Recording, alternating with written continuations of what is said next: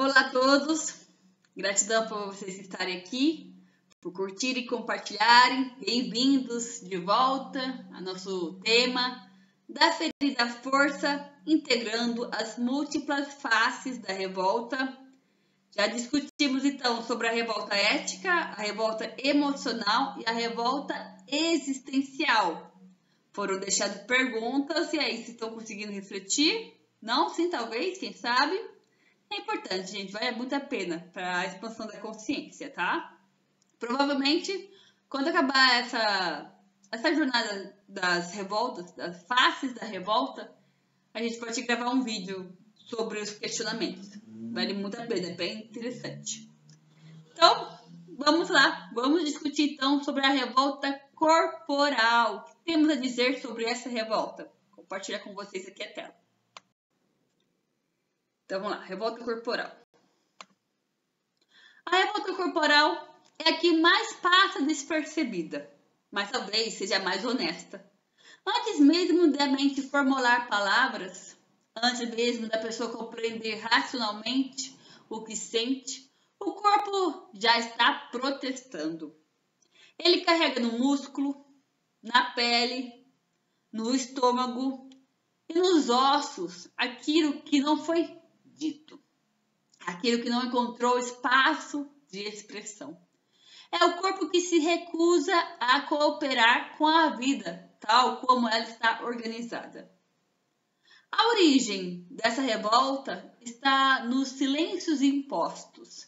Quando alguém engole a raiva para manter, entre aspas, a paz, quando cala a dor para não incomodar, quando finge aceitação diante de situações insuportáveis, a energia não desaparece. Ela desce para o corpo, ela se manifesta no plano material. E o corpo, sem a linguagem articulada da mente, fala com sintomas. É a forma que o corpo físico, no plano da matéria, se comunica com a gente, através dos sintomas. Dores crônicas, sem causa clara, fadiga inexplicável, insônia, gastrite, crises de tensão, doenças autoimunes. Cada um desses sinais pode ser lido como grito do corpo, entre aspas, eu não aceito viver assim, fecha aspas. A função desse tipo de revolta é dupla. De um lado, proteger o sujeito de colapsar emocionalmente, já que muitas vezes a dor é grande demais para ser enfrentada pela consciência. Essa frase é muito forte, viu? Percebe? O corpo assume o fardo e transforma em sintoma, como se fosse um amortecedor. De outro lado, o corpo também atua como um mensageiro. Ele não deixa que a pessoa esqueça de que algo está errado. A dor física vira convocação, lembrando diariamente que a vida está desalinhada, desarmonizada. Tem algo errado, né? Percebe? O risco, claro, é adoecer seriamente.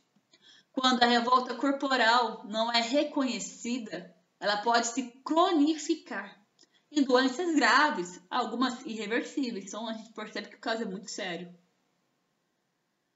O sujeito, sem perceber, passa a viver para apagar sintomas em vez de escutar o que eles revelam.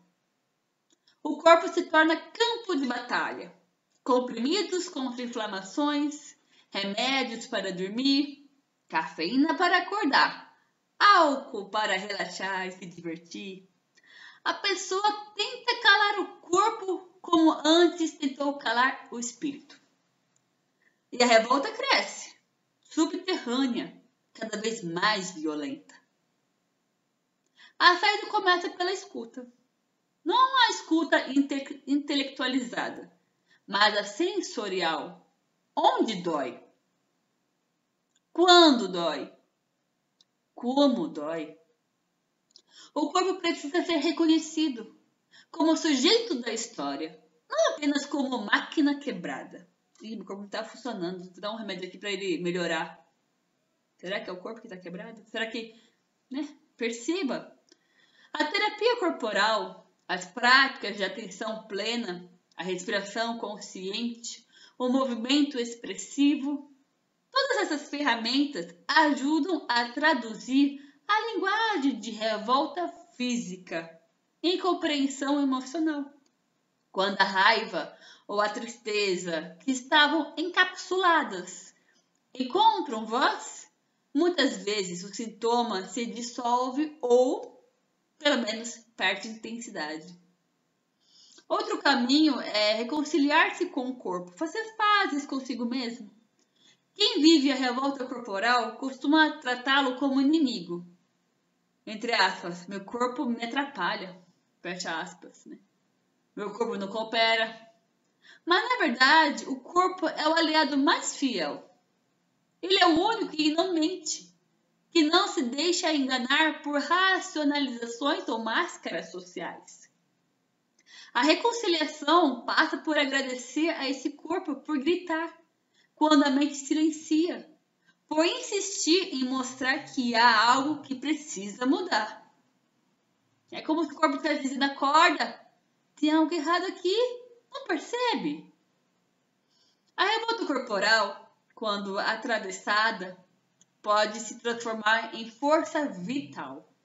O mesmo corpo que doía, pode se tornar instrumento de prazer, criatividade, presença. A doença que parecia inimiga pode se revelar mestra, apontando caminhos de mudança. E o paciente aprende, muitas vezes pela primeira vez, que viver de modo alinhado não é luxo, mas necessidade. Porque o corpo simplesmente não tolera uma vida desconectada de verdade. Essa revolta nos lembra que antes da filosofia, antes da religião, antes das teorias psicológicas, existe carne que sente e pulsa. E quando o corpo se revolta, é sinal de que a alma, o espírito, já estava gritando há muito tempo. É um tema muito forte que vale muito a pena refletir. E falando em refletir, o que vem aí? Questionamentos, isso mesmo. Então vamos lá para os questionamentos.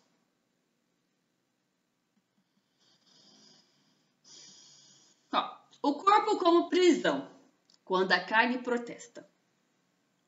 O que meu corpo tenta dizer há anos e eu ainda insisto em silenciar? Onde em mim a raiva se acumula quando não encontro palavras? Quando comecei a me desconectar das sensações, foi para me proteger de quê? Meu corpo dói porque está fraco ou porque está exausto de segurar o que a alma não resolve? Que partes do meu corpo se tornaram trincheiras emocionais? O corpo como memória, a dor que lembra o que a mente esqueceu. O que meus sintomas revelam sobre histórias que não ousei contar? Existe em mim uma doença que serve como linguagem simbólica da minha revolta? Quando o toque me incomoda, o que exatamente ele ameaça despertar? Até que ponto minha postura física reflete a minha postura diante da vida? O que meu corpo carrega que não é meu, mas foi herdado ou aprendido?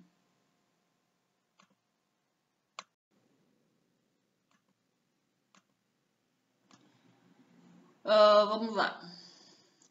O corpo como território entre o controle e o abandono. Tenho buscado controlar o corpo como quem tenta dominar uma fera, ou salvá-lo como quem reconhece um amigo ferido. Onde a culpa cristã, o ideal estético e o trauma coletivo colonizaram o meu corpo? Meu prazer é livre ou domesticado pelo medo e pela moral? Quando foi que deixei de habitar o corpo e comecei apenas a usá-lo? Em que momentos o corpo reage antes que eu consiga pensar? O que ele sabe que eu ainda não sei?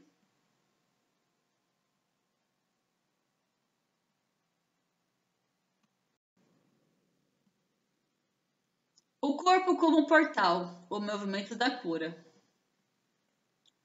Posso ouvir minha respiração sem tentar controlá-la? Apenas acolher sua sabedoria? Que movimento, se eu o permitisse, dissolveria anos de contenção? Como seria amar meu corpo, não pelo que ele faz, mas por tudo que ele já suportou? O que acontece quando o corpo é finalmente autorizado a chorar, tremer, gritar e existir sem censura? Quais dons esquecidos podem emergir quando o corpo volta a ser templo e não prisão?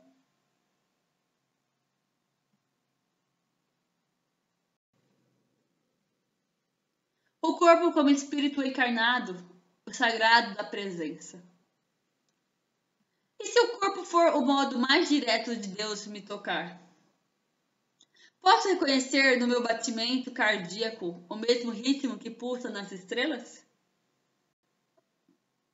Quando o corpo dança, não seria o próprio universo se movimentando através de mim? A revolta do corpo cessa quando ele é curado? Ou quando ele é finalmente escutado? O que muda quando percebo que o corpo não é o obstáculo da alma, mas o seu altar mais honesto? Esses são os questionamentos da revolta corporal, gente. É bem profundo, vale muito a pena refletir. Não só essas, como as anteriores também, viu? E em breve vamos então abordar sobre a revolta herdada. Tá bem? Muito top de refletir. Então a gente se vê em breve. Até lá. Tchau, tchau.